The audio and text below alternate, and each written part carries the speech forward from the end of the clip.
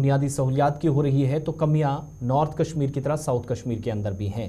और government medical college व अस्पताल अनंतनाग साउथ कश्मीर एक बड़ा इदारा, बड़ा नाम जरूर, लेकिन इस बड़े इदारे में भी तकरीबन 400 गेजेटेड और नॉन गेजेटेड असामियां आज के वक्त में खाली हैं और आरटीए में ये इंकिशाफ हुआ है। जहूर बिल्कुल, ये बड़ा इंकिशाफ हुआ है कि बड़ा अस्पताल जीएमसी अनंतनाग में करीबन 400 जो असामियाँ है वो खाली है, जिस वजह से जीएमसी अनंतनाग का कामकाज जो है वो मुतासिर हो रहा है।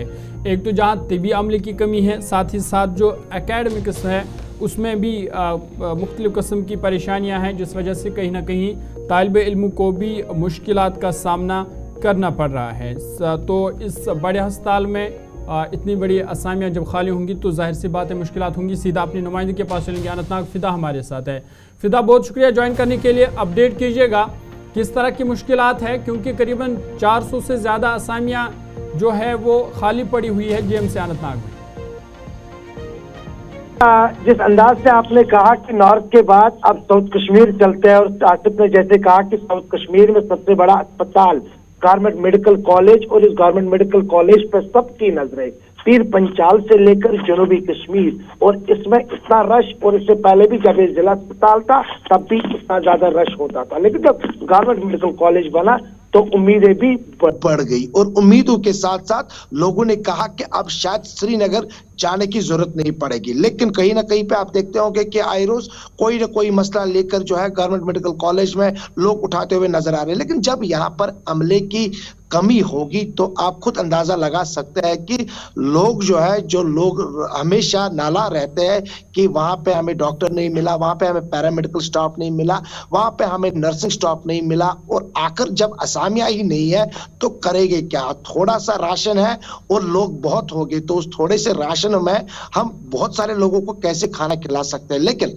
जहां तक गवर्नमेंट मेडिकल कॉलेज की बात करेंगे, क्योंकि नए नए कॉलेज जो है वो खुल गए यहाँ पे, और कहीं ना कहीं पे इन असामियों को पूर्ण करने की अब जरूरत है, क्योंकि वक्त की जरूरत है, और लोग उम्मीदें लगाए बैठे हुए हैं जो लेफ्टिनेंट गवर्नर सरकार है, इस सरकार से कि कहीं ना कहीं पे गवर्नमेंट मेडिकल कॉलेज पर ध्यान दिया जाएगा। और जो असामियां हैं एसोसिएट प्रोफेसर की, 26 परमानेंट एसोसिएट प्रोफेसर की, इसके अलावा 6 इनमें से खाली हैं। 50 पोस्टें हैं जिनमें असिस्टेंट प्रोफेसर, लेक्चरर्स, 23 जो है परमानेंट स्टाफ की हैं जिनको ऑक्यूपाई किया है, 11 जो हैं वो एकेडमिक अरेंजमेंट्स के थ्रू, 16 अभी भी इनमें से खाली पड़ी हैं।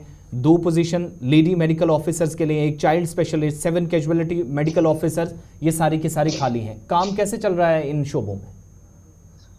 उसी पे मैं आ जाता हूं आसिफ की, जैसे आपने पूरी तफसीलात जो है वो नाजरीन तक रखी है, लेकिन उसके साथ साथ कुछ और भी चीजें हम जोड़ने की कोशिश करेंगे, जिसमें अगर नॉन गेजेटेड जुमरे में आ जाएगी, उसमें नर्सिंग स्टाफ की 64 खालियां जो असामियां है वो खाली है। हालांकि उसमें अगर पूरी की जाती तो शायद और भी घर जो है उनका चूल्हा जो है वो जल जाता। लेकिन कहीं ना कहीं पे जिस तरह से आपने अपने आगाज में भी कहा कि तिब्बी सहूलियात, क्योंकि हर किसी की नजरें तिब्बी सहूलियात पे रहती है। जब हाल ही में बर्फबारी हुई है उसके बाद किस तरह से अगर हेल्थ सेक्टर ठीक नहीं होता तो शायद आम लोगों को काफी ज्यादा मुश्किलातों का सामना होता। लेकिन अब सरकार पे नजरें है, अब शायद ये असामियां जो है ये आने वाले वक्त में पूर्ण होगी, ये उम्मीद करेंगे। लेकिन लोगों को काफी तकलीफों का सामना होता है यहाँ पे आसिफ, क्योंकि जब आप जीएमसी जाएंगे वहां पे आपको वो स्टाफ नहीं मिलेगा, वहां पे कहा जाएगा आपको कि अभी ये असामी जो है यही चेयर जो है ये खाली पड़ी हुई है, तो उसके बाद कहीं ना कहीं पे आपको उल्टे पांव जो है वो वापस लौटना पड़ता है। जब आप पुंछ से या राजौरी से,